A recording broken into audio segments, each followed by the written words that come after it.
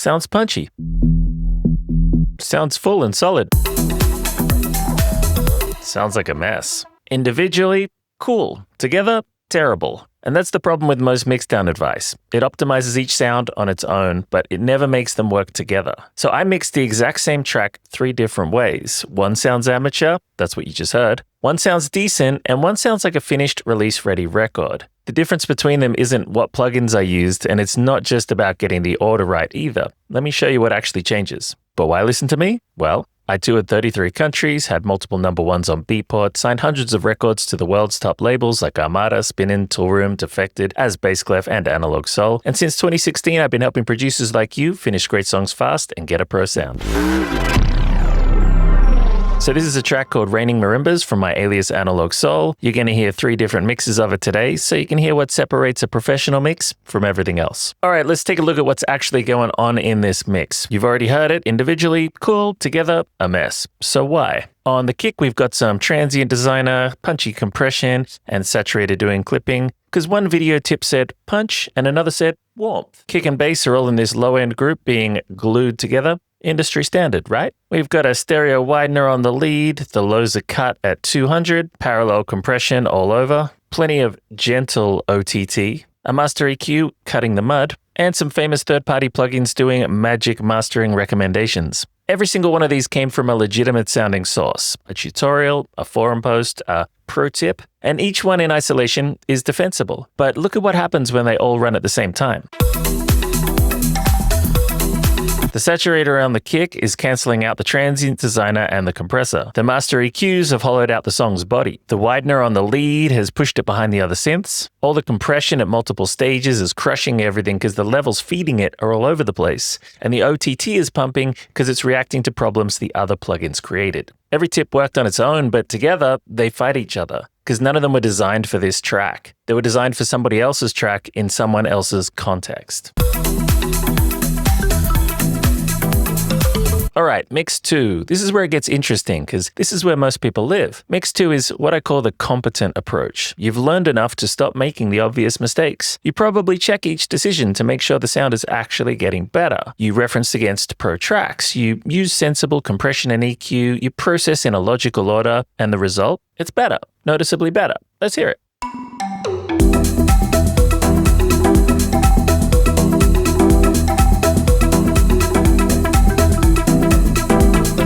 Yeah, clean, balanced, controlled. Nothing's jumping out as wrong. The low end sits okay. The highs aren't harsh. The master bus isn't doing anything crazy. But here's the thing. Let me play you something.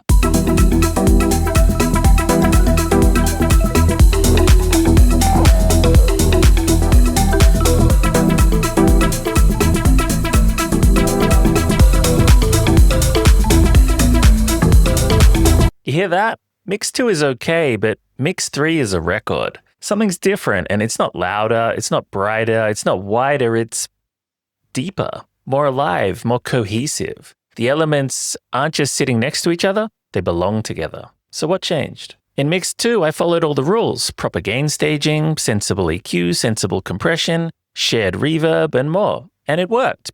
Sort of.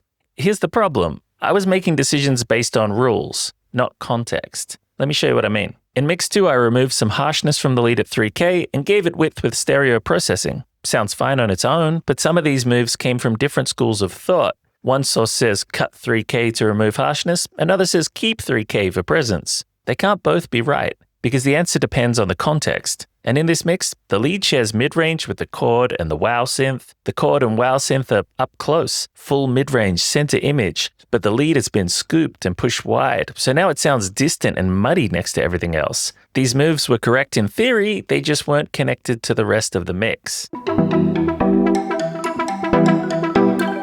In Mix 2, I put a clipper on the kick drum to control its transients. I also put a high-pass filter on the upper bass line at 120 Hz because we have a sub-bass line as well. Now, individually, those are both good moves, but together they create a frequency hole around about 100 Hz. And by the time it hits the master limiter, because the clipper's taken off the kick's transient, the bass and brighter sounds bury the kick's attack. So the kick feels soft and the bass feels hollow. 2 correct decisions, 1 bad result, because they don't account for each other.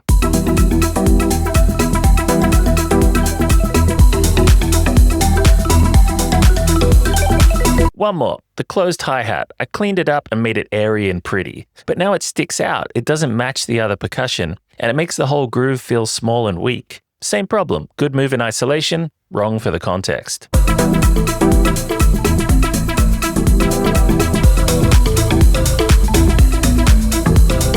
So that's mix 2. Nothing wrong with any of these moves on paper, but they're generic decisions, not contextual ones. They don't respond to what's actually happening in the mix. Now you might be thinking, okay, so I just need to be aware of the other sounds when I make each decision. And yeah, that's part of it. You might have already heard people say that a good mixdown isn't just a collection of individually good sounds, it's a collection of sounds that work together as a whole. And that's true, but that's still general mixdown knowledge. Most intermediate producers have already heard of that. Here's what's actually happening in Mix 2. And this is the thing that most producers don't realize. It's not just that you're not considering the other sounds, it's that your techniques aren't considering each other. The EQ on the bass might work with the kick, but it doesn't account for the sub-bass. The clipping on the kick doesn't account for the master limiter or drum group. The reverb on the lead doesn't account for the delay on the chords. Each decision has some context, but not full context. The moves aren't talking to each other. The approach isn't cohesive. And when your techniques aren't cohesive,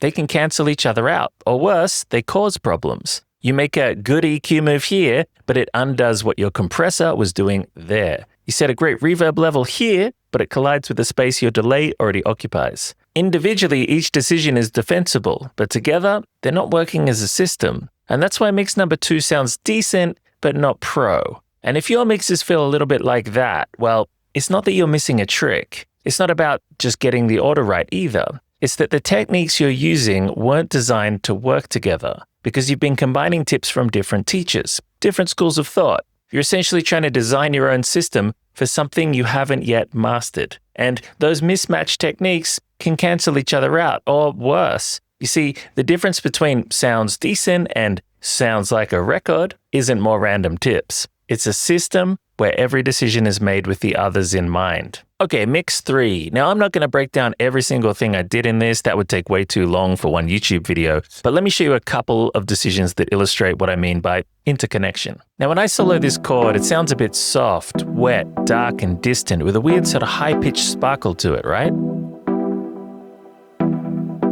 A rules-based producer would never make this move because they're optimizing each sound individually. But in the context of the full mix, this decision creates the exact space that the chords need. And because this move does the work, the lead naturally dominates with less effort, which means less EQ, drive, processing, which results in not only a faster mixdown, but a more natural, dynamic, and powerful mix. One contextual decision, and every element it touches gets slightly better. Now also in Mix 2, I would have EQ'd the closed hats and shakers to be bright and clear. In Mix 3, I made them dark and gritty.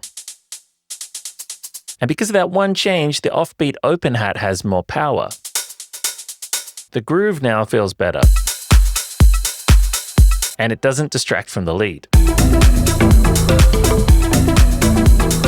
One decision ripples through the whole mix, and every ripple makes everything slightly better. So this isn't about being clever. It's not about knowing more tricks. It's about understanding that in a professional mix, every decision affects every other decision. A cut here creates space there. A level change here means less compression needed there. When your decisions are made with that awareness, they don't just improve one element, they improve the whole. That's the difference between Mix 2 and Mix 3. And it's the difference between a decent mix and a release-ready record. So yeah, a professional mix isn't just a collection of good decisions. It's a system where every decision supports every other decision. And that's what I teach inside Pro Sound Secrets. Not just the steps, not just the order, but the interconnections that turn decent mixes into release-ready records. So if this overview made sense, if you can hear the gap between Mix 2 and Mix 3, imagine how powerful the full system is. The course only opens a few times a year because it includes live group calls and direct feedback with me. So I keep it intentionally small. There's only 10 spots available each time, and because of that, it often fills up. So if this video connected with you and you don't want to miss out on the next enrollment, smartest move is to get on that free VIP waitlist. That puts you first in line before anything goes public and gives you the best chance of actually getting a spot. There's no commitment, it just keeps the door open. You'll find a link below. All right, I'll see you in the next one.